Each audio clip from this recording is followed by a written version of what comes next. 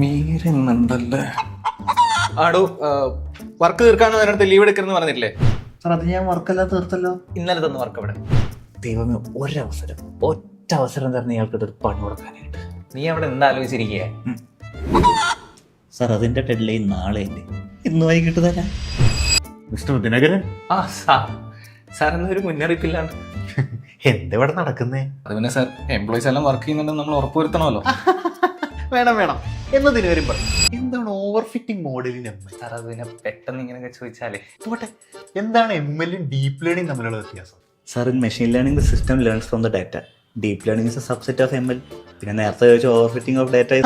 മതി നീ അവള് കൊള്ളാലോ. വാ, നമുക്ക് കുറച്ച് കാര്യങ്ങൾ ഡിസ്കസ് ചെയ്യാം. Come to my cab. Okay boss. രക്ഷാപ്പെട്ട്.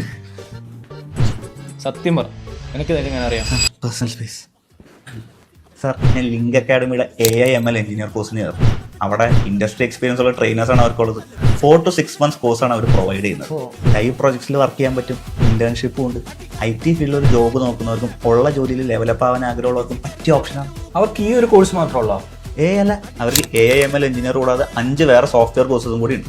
ഇത് എവിടെ ഈ അക്കാഡമി? നമ്മുടെ കൊച്ചി ഇൻഫോ പാർക്കിന്റെ അടുത്ത്. ഞാൻ എല്ലാ ദിവസവും 2 മണിക്കൂർ പോയാണ് എല്ലാം പഠിച്ചത്. അപ്പൊ പോട്ടെ സാർ, ബോസ് വിളിക്കണം.